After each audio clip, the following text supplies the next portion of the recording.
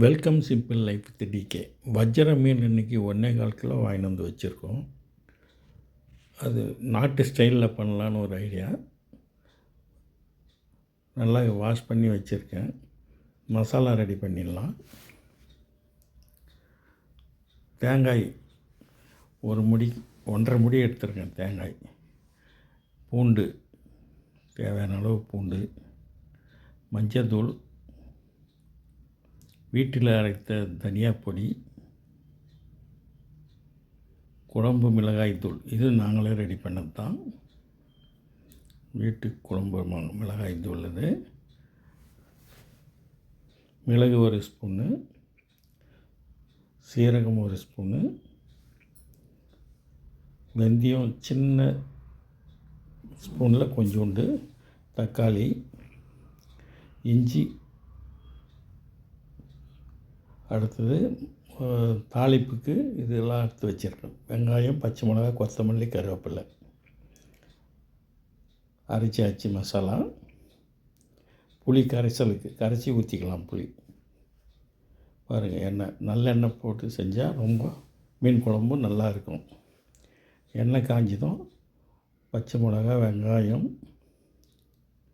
கொத்தமல்லி, கருவேப்பிலை எல்லாம் போட்டு வதக்கிக்கலாம்.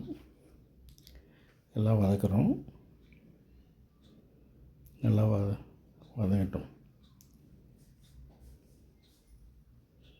சின்ன வெங்காயம் போட்டால் மீன் குழம்பு ரொம்ப அருமையாக இருக்கும். சின்ன வெங்காயம், நல்லெண்ணெய் ரெண்டும் சேர்த்தனா ரொம்ப அருமையாக இருக்கும். அரைச்ச மசாலாவை சேர்த்துக்கலாம்.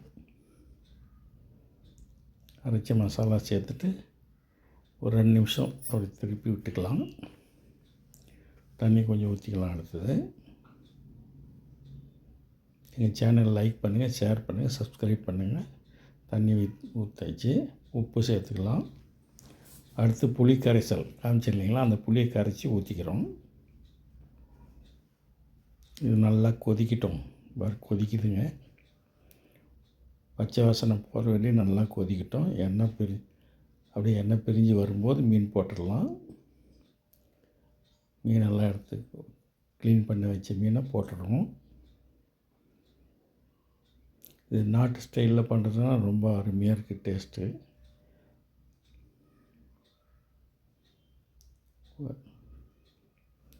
பாருங்கள், ரெடி ஆகிடுச்சு. நீங்களும் செஞ்சு பாருங்கள். இந்த மாதிரி சுவையான வஜ்ரம் மீன் குழம்பு தயார். நன்றி, வணக்கம், பை பை.